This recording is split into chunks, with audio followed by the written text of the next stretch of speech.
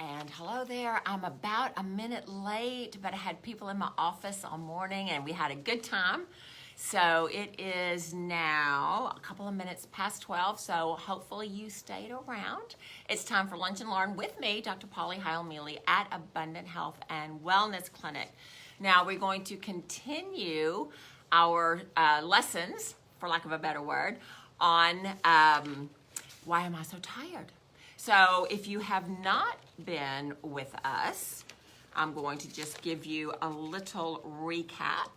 There's adrenal fatigue, B12 deficiency, candida, fibromyalgia, and depression. So that's what we've talked about. So today we're going to talk about some food hypersensitivities, okay? So there's something called SIBO. I don't know if you know what that is, but that stands for small intestine bacterial overgrowth. And people get that because they've got leaky gut syndrome and all that kind of stuff. So you may have heard all those different terms. So when that happens, you can have food sensitivities because the mucus lining in the GI tract, so just give you a little bit of anatomy here. So from your mouth to your bottom, it's one long tube, and it is covered with a mucous membrane.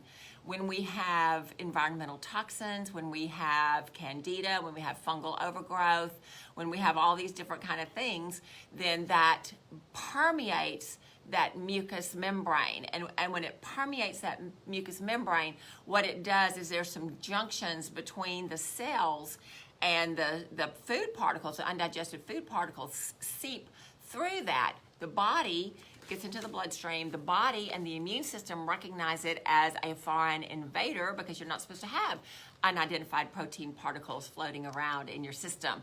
And so it produces food sensitivity. So how do we not have food sensitivities? Well, we make sure that we keep our diet clean. We make sure that if we do have to have antibiotics, that we on purpose replant the good flora to keep the bad flora in check. And this is what people don't do.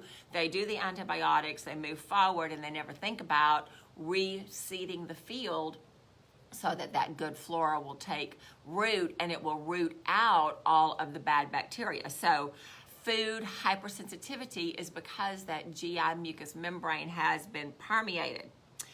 So it says food hypersensitivity differs from a food allergy, which triggers the immune system and histamine response, while food hyperactivity doesn't. Yet it can cause a variety of symptoms, including, bloating, headaches, migraines, cough, runny nose, tiredness, irritable bowel, stomach pain, and hives.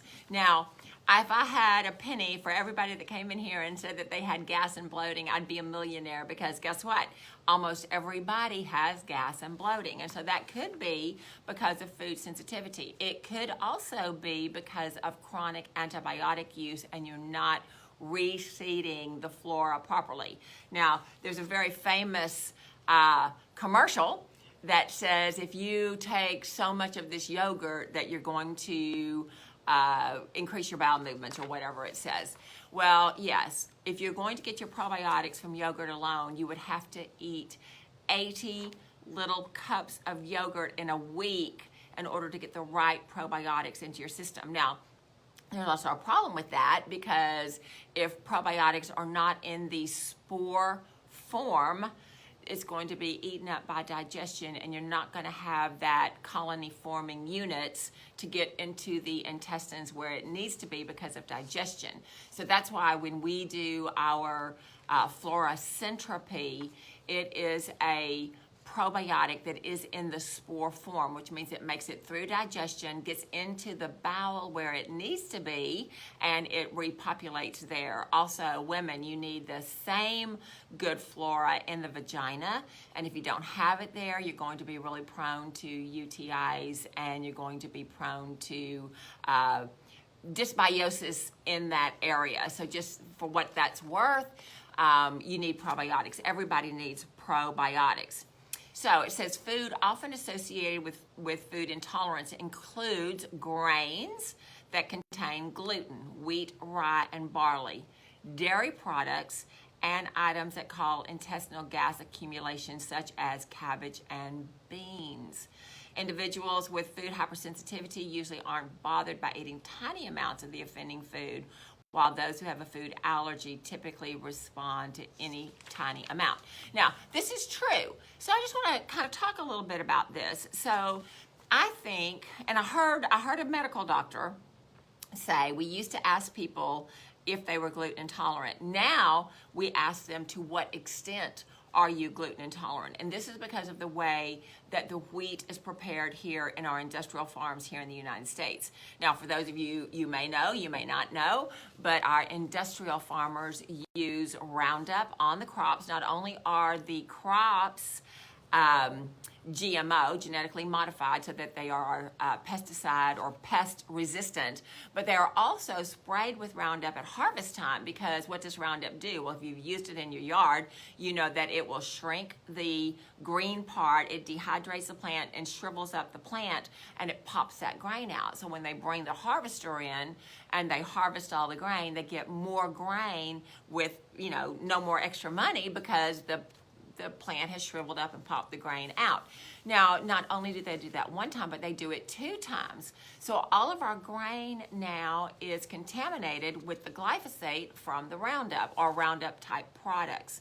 In Europe, and if you travel a lot, you'll know that you might be gluten sensitive here in the United States, but you're not gluten sensitive in Italy. For example, you go to the Italian restaurant down the street and you gain 2 pounds when you eat their pasta, but you can go to Italy and you can have all the pasta in the world, all the pizza in the world, and you're not going to gain weight. Why is that? Because there's no glyphosate on the wheat. So I don't think it's necessarily the wheat that's the problem. I think it's the chemicals in the wheat that's the problem. That's just me. That's what I think. Dairy products are the same. If you're doing dairy products that are commercial dairy products, what you're getting is a product that has RGBT, I think those are the acronyms of the hormones in there, and they also have antibiotics. And so you're getting all of that extra toxicity from your commercial dairy products, which your body might not be able to process. You might have an inability to process the casein in the milk, but that can be remedied with an enzyme that is a broad spectrum enzyme that has everything you need for all the different 4 food groups. And that's the same thing with the broccoli and the Brussels sprouts and the cabbage. And I'm just going to tell you, the Brussels sprouts and the cabbage, those cruciferous vegetables, are very, very cancer preventative. So if you're not eating those because of gas and bloating, I can tell you we can get you a good enzyme. You'll be able to eat those foods and you'll be able to enjoy them. And so this is what we want to do. We want to be able to eat what we need to eat in order for us to be healthy. So if you're extremely tired, it may be because you're not processing your food properly. Just want to take that another step further. If you're not processing your food properly, that means you're not absorbing the nutrients from the food. And guess what? If you don't plug in, you're going to be tired. If you're not getting the right nutrition, you're going to be very, very tired. So hopefully this is not a problem for anyone, but if it is, we've got the remedy for that. Which would be in the form of enzymes, broad spectrum enzymes. If you have had your gallbladder removed, now hopefully nobody that we know on the little chat here, none of you have no gallbladder, but if you have had your gallbladder removed, then you must take an enzyme with ox bile in it, OX, like the critter, okay? Ox bile. Ox bile is a supplement that will actually break down the fats that you're eating. So let's give you another little bit of anatomy here, just so you can kind of follow along. You've got a liver and you've got a gallbladder. Now the gallbladder is a little purse. Just think of it as a little purse. It's just a little collection, right? And so the liver always produces bile. It's just producing bile all the time. And your doctor's going to say, oh, you don't need your gallbladder because your liver's going to produce bile anyway. Well, yes, it does. But it goes through the system in such minute amounts that you don't have enough of it when you need it. When you have a high-fat meal or a fried meal, you don't have enough bile in the system to break down the fats. So the gallbladder holds the bile, and then when we eat a fatty meal or a fried meal, the gallbladder opens up, all the bile goes into the digestion, and the bile acts like a soap and it emulsifies the fat, breaks the fat into smaller particles so you're able to absorb it. So what part of your body needs fat? Your brain. And all of your glands that produce hormones, they all need fat. So if you don't have a gallbladder and you don't have sufficient bile to break up the fats that you're ingesting, guess what? It goes all to your adipose cells and you get fatter because you're not able to break down the fat. So when I was young and just starting doing this, okay, I had a fantastic aha moment when we had a lady who said that she did not eat certain foods because she didn't have a gallbladder and everything made her gassy and whatnot. And so we put her on an enzyme that had bile salts in it. And within 2 weeks, she had lost 15 pounds. And when I started to research, why did this happen? Because she didn't change her food. She didn't change any exercise pattern. She just lost the weight. Why is that? Because the body was able to break down the fat that she was ingesting and be able to use it so she didn't have to store it. And so she was able to make some real inroads into her diet. So if that's you and you don't have a gallbladder, then you need to take some certain supplements that will act like you still have gallbladder. If you have a gallbladder that is stressed, if you have gallstones, right? So the doctor's going to say, you have gallstones, we need to take your gallbladder out. Well, why do you have gallstones? Is the body just decide, oh, hey, I think I'm going to make a stone? No. What's happened is you have a parasite, a virus, or a bacteria in the gallbladder, and so the bile covers it, hardens to keep it from infecting you and keeping it from having a problem.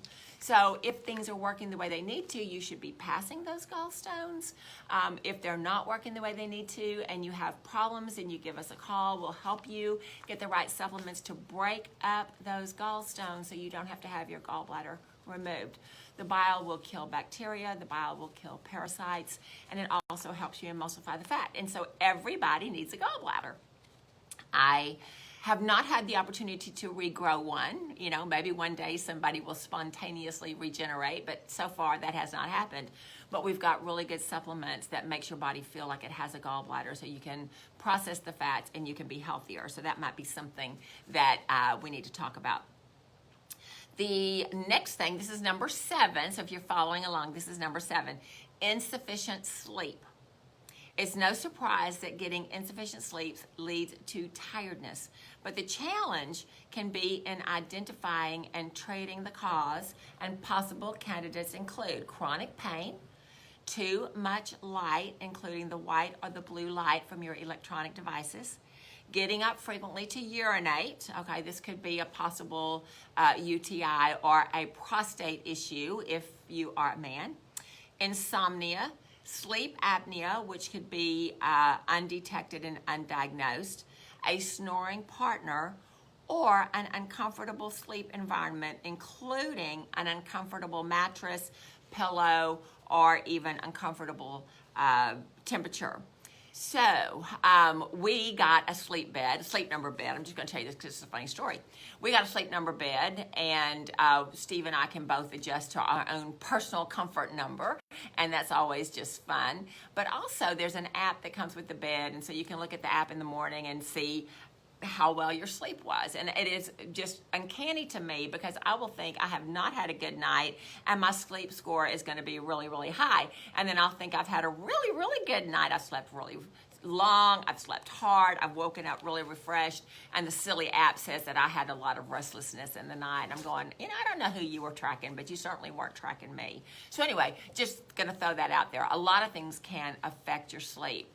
Being depressed can affect your sleep. Going through emotional trauma can affect your sleep. So hopefully, if you have issues with this, we can help with that as well. So the report says any exploration into why you are tired should begin with some reflection on whether the cause or contribution is related to the factors that are limiting your sleep, such as those listed above. Naturally, feeling tired or fatigued can be caused by more than one situation or circumstance. And this is something, too, that you may or may not know. Going one night without sleep. So say it's the weekend, that y'all are having a girls' night, or you're having a family reunion or whatever, and the normal bedtime is around 10, but this particular, you're staying up, till 2 or 3 in the morning because everybody's just having a good time. Or think of you as a student and you're doing an all-nighter because you didn't study properly and so you're cramming for your test. Just by going to bed at the right time the next night does not mean you make up for that sleep deficit. Sleep occurs in cycles, and however many cycles you missed, you're going to have that many cycles over your normal sleep in order to make up that sleep deficit. So a lot of times people think I can stay up all night and sleep all day and I'll make it up, but you don't. That is just not how it works. So just be advised on that. Number 8, an iron deficiency, okay? Similar to B12, an iron deficiency involves the red blood cells. In this case, however, there is an insignificant amount of iron to produce hemoglobin, which is the part of the red blood cell that allows the cell to carry oxygenated blood throughout the body. Iron deficiency anemia is estimated to occur in 2% of adult men and 9 to 12% of non-Hispanic white women, and nearly 20% of Black and Mexican American women. So that's just crazy how they track this. So obviously there is some DNA component to this, whether you're able to absorb it, whether you're not able to absorb it. A lot of our vitamins come with iron fortified in there, and people don't take those vitamins because they say that it's constipating. And if you get iron that is not an organic iron, then yes, you could have constipation problems. So we alleviate that.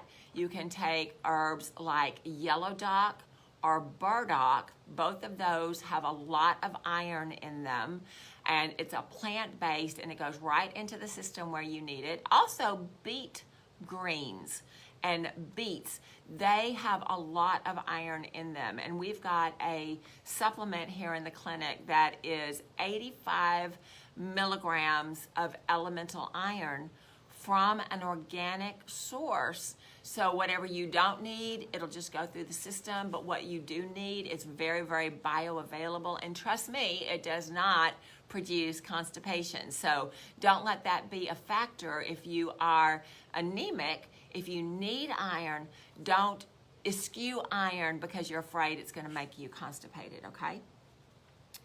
It goes on.